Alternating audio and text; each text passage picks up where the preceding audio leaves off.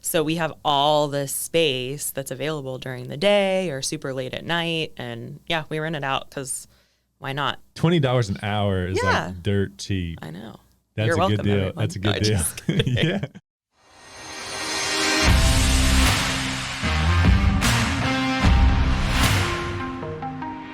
All right. All right. Episode 34, Putting You in Your Place. I got Paige Godwin here from Dense Tech. Paige, thanks for being here. Thank you for having me. I appreciate it. I'm excited about our conversation. You know, we've kind of been talking off air, and I'm excited to get into kind of like your background and what you're going through right now with your business and the challenges that you have, and just kind of just talk dance. I mean, you asked me if I had any background or like dance, and some of my greatest moments of my life and some of the most embarrassing moments of my life have come within dance. So Okay. we can just see where this conversation goes. So let's just hear about a little bit about who you are and the business. Okay. So I've been in town about 11 years. I was telling you, I came like half the people here to school at Virginia Tech. I thought I was going to be a wedding planner, and lo and behold, right in the middle of my freshman year of college, I got a job at Dance Tech in Blacksburg, and immediately that's where I knew I wanted to be. As a kid, never dreamed that I was going to be a dance teacher. I started dancing when I was 3 years old, did it all the way up, did the competitions and everything like that, and then went to school and wanted to run the world and realized I could make more of an impact and enjoy my life more, changing the lives of these kids here in town. So I kind of like found a family here and never wanted to leave. I love it. Gotcha. So as a kid, were you, I guess you're training kids to be competitive dancers, or you're kind of teaching them like, I mean, I know there's college opportunities in dance. There are. So like, I know, I'm trying to relate this to my life and somehow, and I was in the golf business at one point, and we started manufacturing this thing and putting kids through the systems and getting them to things that would get them attention and push them to have opportunities in life. Right. Not just golf, but, wherever golf might lead them with relationships.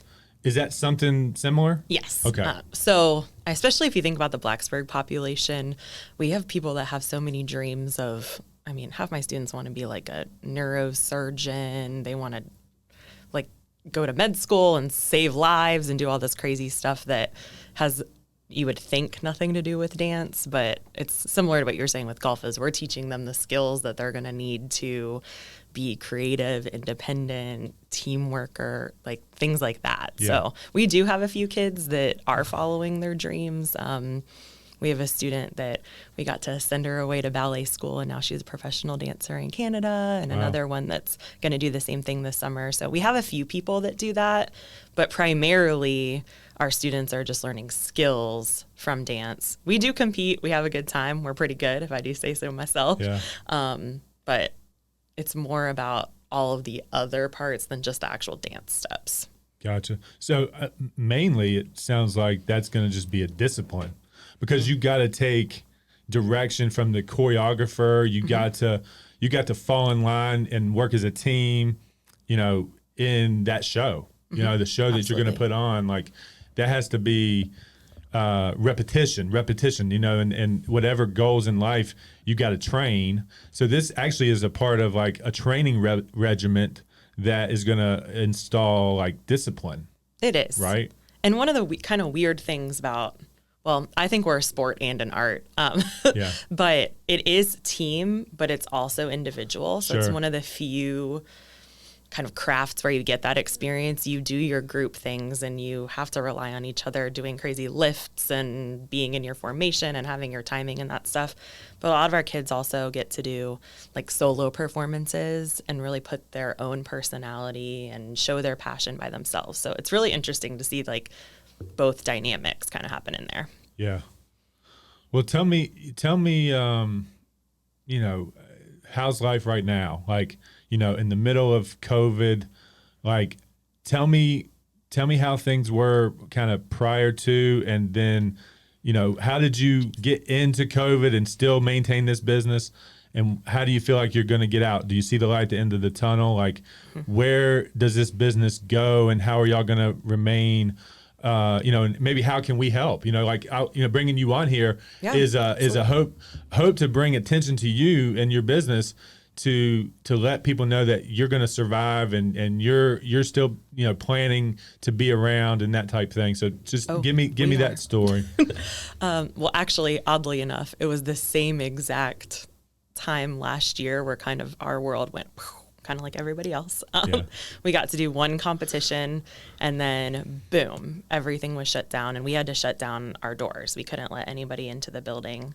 So we closed down for not very long. I'm pretty proud of that. Only maybe like 1 week in order to get all of our technology in order to learn how to Zoom and how to virtually teach, which if you're a public school teacher, oh my gosh, it's even more of a nightmare. Yeah. Mine, at least I still get to do things and interact a little bit more. Right. So, that was tough. But we got to reopen actually in June. So with protocols and kind of the way it worked out, we can just have super limited class sizes, but we're still able to have in-person classes. We still have virtual classes. And then private lessons are like bumping right now. A lot of people signed up for those because you can do safely in person, kind of one-on-one stuff. Yeah. So that's how we've been operating since June. It's going pretty well. We are very much looking forward to, we just opened registration for summer camp, and that'll be like, I think our kind of return to normalcy. Yeah. Still reduced class sizes, masks, things like that, but it'll feel a little bit less chaotic than last summer because we didn't know what we were doing last summer. Now we've got it down. We got to figure it out. Were you guys able to take advantage of some of the CARES Act stuff, like the PPP and things like that? And the round two, did you go to the round two? Oh yeah, we're in that right now. Gotcha. So fingers crossed. Yeah. So you've applied for the round two? Yep. Gotcha.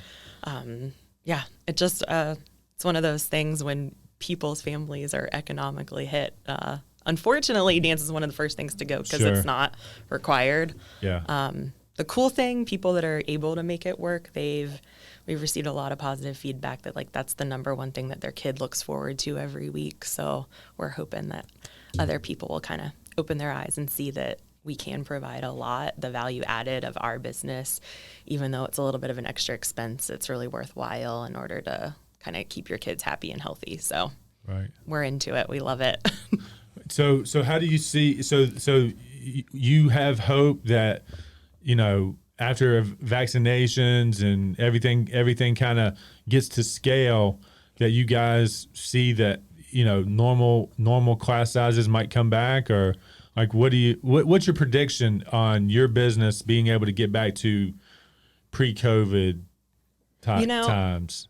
I think how do you feel about that? We're kind of like everybody. There's some things I do 100% want to get back to, and then there's other things that I think are an awesome change we've made. Yeah. So I kind of have mixed feelings on it because, of course, I love being able to have 40 kids in the room at one time, but I also love having a smaller class where we actually get more personal interactions and things like that. So I kind of... So keeping, obviously, you hear class size is critical to learning. Mm-hmm. So, can you do more volume at a shorter period of time with less kids? Does that change your business model to be a little bit more profitable, but you have to spend more time in it? Or like, how do you think that's going to be? It's kind of a mystery still. Yeah. So we create our schedule. So we follow a school year schedule. Right. So we start normal classes in August, go through May, and we create our schedule right now for the next year. So we already had our complete 2020-2021 schedule done when we had to go into this. So some of our classes are like bumping and we have a wait list and we can't possibly fit enough people in them. And then others, it's just not the demographic that's interested in classes right now. So it will be really interesting to see how that changes for next fall, because we're already getting a lot more people coming back for summer. Gotcha. I think they're feeling more comfortable. We're kind of all getting used to the drill. Our studio belongs to this kind of mastermind group that we all get together with teachers from all over the world and all over the country, and we came up with like safer studio practices. So our specific way of holding class and being safe and all that stuff. So we know the drill. Okay, that's cool. So you're in a group of like people that are thinking about how to do things. That's great. That's great. You've got some support there, and you're not just, I kind of shoot from the hip myself. I try to just navigate by feeling, and I look at other people and a little bit, but if I don't feel like it's for me, I just kind of keep doing my own thing. So it is good to have some support there in those situations, I'm sure. Yes. Yeah. It's funny you say that, because in our group, clearly we're in a smaller town than a lot of other people. So some of their ideas or methodology were like, y'all haven't been to Blacksburg. Right. You don't know what it's like around here. We're like, we're going to have to adjust that a little bit for our clientele, but which is fine. Right on. We love our people. So, we were talking about, some dance history of mine, and do y'all do anything? I mean, I know your major clientele is the kids. Do you have anything that adults can come be a part of? Absolutely. Tell me about that. Of course. We actually have 4 adult classes, and we have one teacher that she's like, sounds weird, but the adult whisperer. Like, everyone that comes to her class, her name's Nina, they come to her class and they're obsessed with her. And like, we've had people, which is part of the good thing of having virtual, like they move out of town and they're still like, can I be registered at the studio so I can attend her class virtually? She's like crazy good. She's an engineer. She works at Draper Aiden is like her day job. Yeah. And then at night she comes and teaches class. It's super fun. We got ballet, hip hop, tap, jazz, lyrical. We got everything for the adults that the kids do too. Right. So we were talking about, my former passion for salsa dancing. Do you do anything like that? No. You don't do anything like that? We don't have anyone on staff that's their specialty. Right. And one of the things we're proud about is that what we do teach, we're really good at, and we know what we're doing, Right. but we're not going to go into a lane that we don't know what we're doing, because, we want quality education here, not just messing around. So. Yeah. So let's get deeper into, some of these kids that are going off to, just tell me their journey about how they got from you guys to this Canada school or earning money. Tell me about that whole life. It's tough for a dancer. Well, hello, especially right now, like Broadway shut down, everything is a little bit of a struggle, but, specifically our dancer that is in Canada now, first of all, it was a mess to try to get her into Canada, if you can imagine. I'm Gotcha. sure. So this just happened, right? Yeah. So she danced with us up through 8th grade and also trained at Radford University. They have really good ballet instructors there. And they have it's called Radford University Ballet Youth.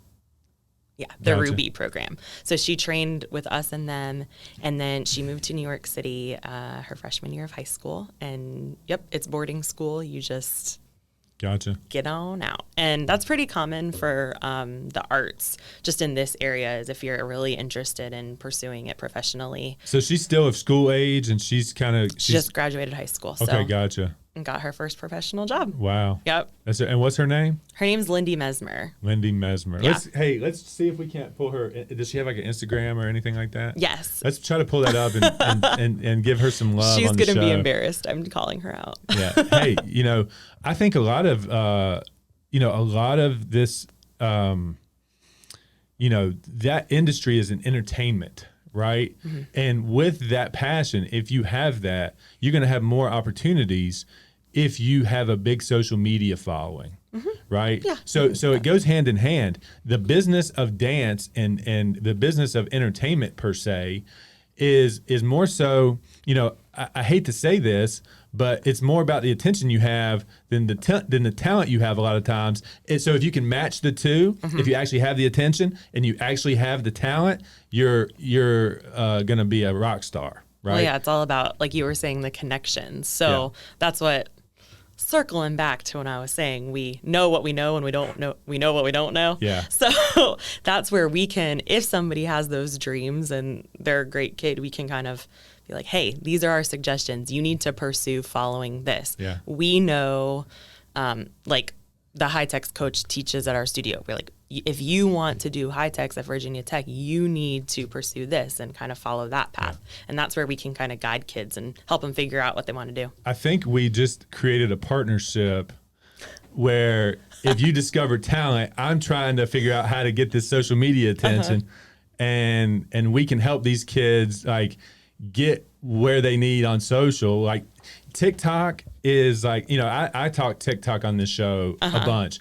Now I'm trying to find my way into TikTok and like creating good content that's actually relevant for me.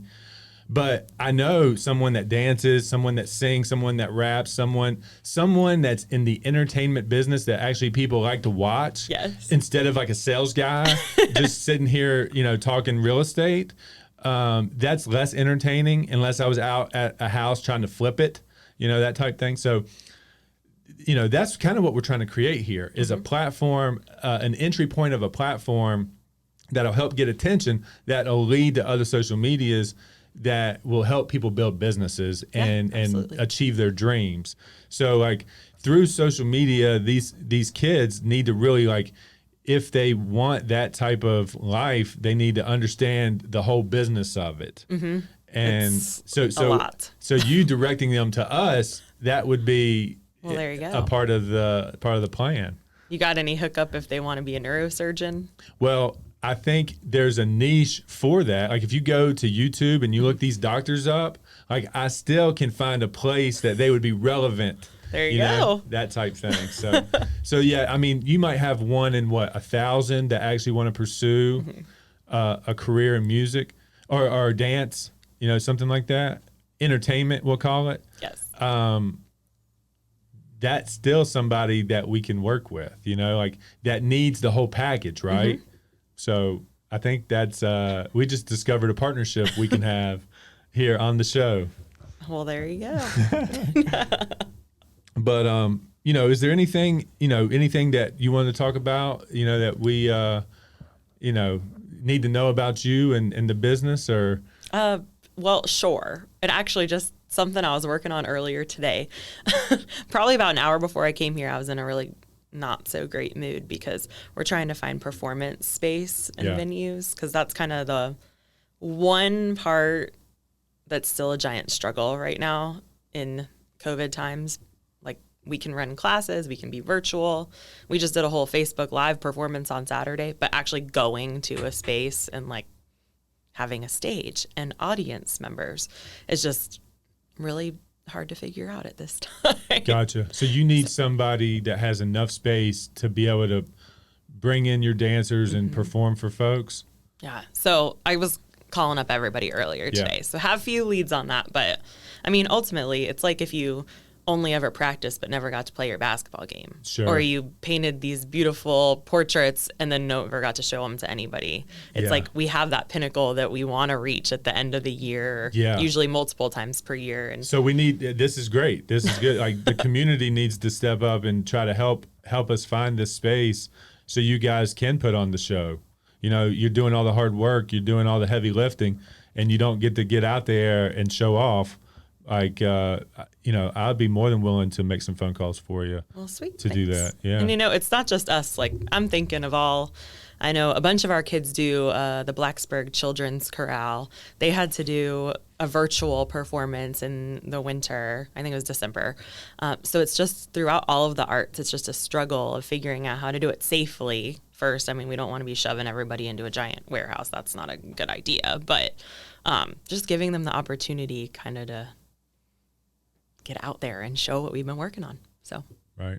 Just throwing that out there to the universe. Yeah. All the performing arts need some help with that right now. Let's definitely try to make that happen. So we'll create a plan to like, off air, I'll get your info, your email, I think we've got that. So we'll just set up something where, we'll email you any opportunities we find and we're going to call into the community to come to us and let us know if they know of anything that would be a solution for you guys. Cool. And then we'll line them up and you can look at them. If they're good, they're good. And if they're not, we'll move on to the other ones. That sounds like a perfect plan. Cool. Scott, we actually already have one of your viewers Alan Johnson, Yeah. says that they have some space at Bull and Bones. I don't know like how much Dang. room Bull and Bones has for something like that, but maybe for like a smaller event or something like Do that. you The want Blacksburg one? Yeah. I mean, yeah, duh. I mean, you want like an auditorium type thing, right? Hey, we're open to anything at this Okay. point. Y'all don't, like, last year it literally got totally canceled.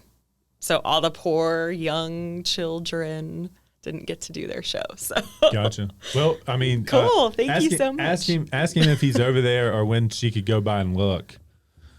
You know, or actually, I'll ask him. Hey, AJ, when can she come by and look at this place? Let us know. cool. We appreciate it. Any other questions? I think we're kind of at the end of what we had planned to talk about, other than just sitting here, Just chit chatting just away. chit chatting. Like, hey, are you a homeowner? No. Yeah. What's up with that? We need to get you. We need to get you in the deal. Anything else? Yeah, Ellen called you out for being a salsa king. I guess he was aware of your past. Yeah. Oh, He you must was- have salsa together. He and I were the ones going out to the, he was my running buddy pretty much. Like Okay. we would go out and see where everybody was and try to find, where they were playing the best music and where the best looking people were, that type thing. And, so from the age of 18 to probably To like last week. probably probably about 26 or 27 right before I went to Florida. I was chasing golf dreams up until about 27 years old, and then I went to Florida, and that just crushed my dreams pretty much. But it's a good thing, because if I wouldn't have done that, I wouldn't have Be here. doing exactly. I this. wouldn't have found my love for the New River Valley, because I was that guy that was like, I'm getting out of here. My hometown sucks. Like, the grass is going to be greener, and then I went out in the world and I was like, this grass ain't any greener, No, because this is an amazing place to live. it is. And this is where all my, this is where all my friends are. This is where everybody that I love is. I wish it was a little warmer climate. That's the only thing Cool. that 300 miles south, but we just carve out these mountains and take everybody with us. Like, that would be my ideal situation. All right. But yeah, so I am a huge proponent of the New River Valley now, and a huge proponent, obviously, of selling houses and real estate type thing. So, Yes. I got to encourage you. You've invested in the community. You're a staple in the community. We need to get you into home ownership at this point. Yes. Tell me about, have you thought about that at all? I have. Actually, so I just became a partner in our dance studio business. Right. It's been almost 2 years now. Right. But did you know that I don't know if it's just the state of Virginia, you have to have 2 years worth of tax Yeah. returns 24 months. Yeah. if you're more than a 25% business owner to be eligible for a mortgage loan. And So, unless you are also set up as a W-2 employee. right. So if you're incorporated in a certain way and you actually become an employee of the company and not just an owner of the company, then that actually changes. Well, So, I'm learning a lot because I was just over here like, I'm going to buy a business, I'm going to buy a house, I'm going to do this, I'm going to do that. And then I was like, oh my gosh. But you're coming up on the 2-year mark, right? So Coming up there you go. soon. So once you file your 2020, There you go. you could be ready to go. Well, we would be delighted to work with you if you needed us. Skye, you got any questions? You got anything that we can maybe continue this conversation? I was really excited about this conversation because, Paige is somebody that I don't really have any kind of background with. And her business is compelling, and obviously, I love, I would be, 13 years old in my room, like looking at the mirror and trying to, do the crip walk, or You should have gone to a dance class. I should have, There's a few guy students, yeah. kind of. Right. Not as popular in the male population as the female, but Yeah. hey. I think there's probably, if you look into that entertainment sector, there's probably always a lack of male dancers. There's probably room for a male dancer, or am I wrong? Yes, I think. If they've got any talent whatsoever. Well, and I think guys, they just worry about like maybe ridicule or getting a hard time from their peers. So it's a slower. If they really love it, they're going to do it. But I feel like there's a lot of people that kind of find that a little slightly later in life. Right. Yeah, no doubt. Skye, you got anything?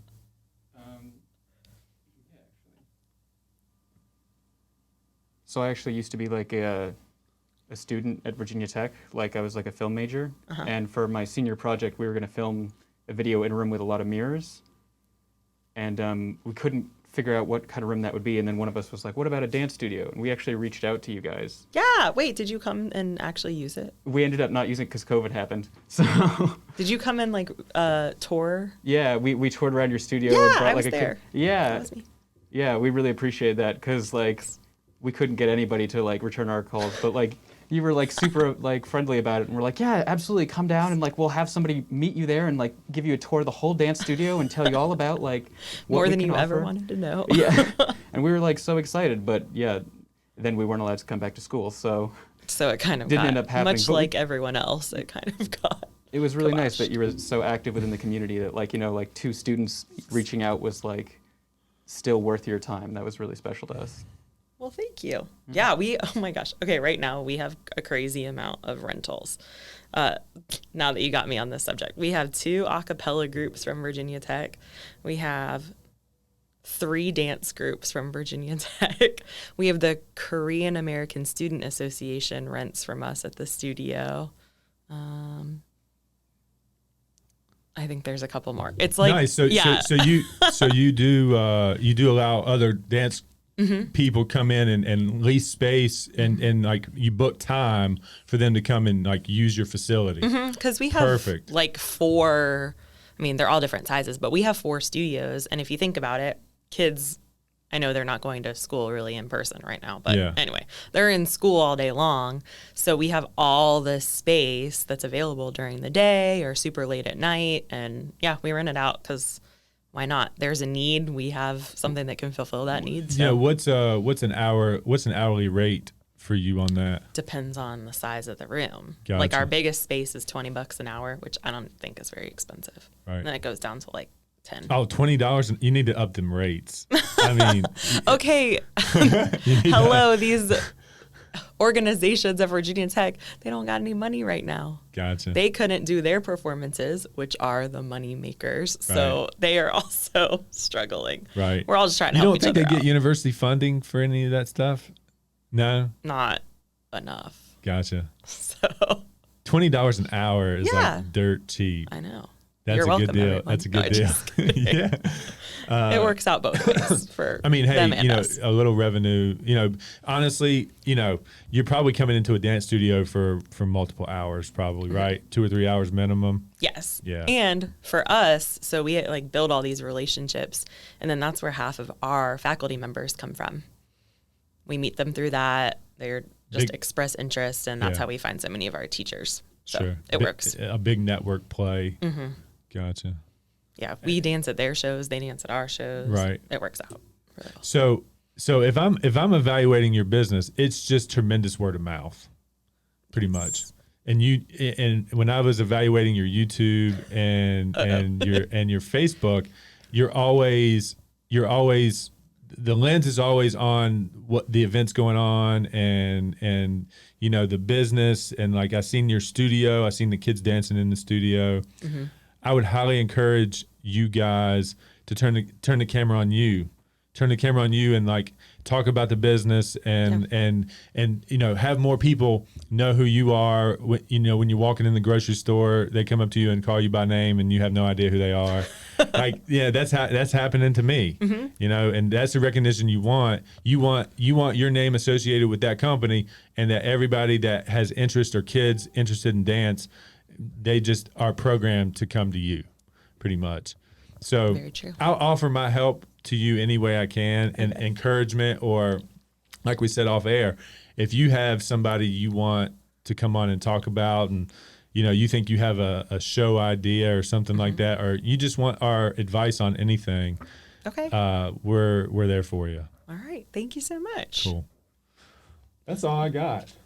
I hate that we're so short here. I like to take this to about an hour, but that's all I can pull out. today. Scott, you want to talk a little bit about your guest for next week?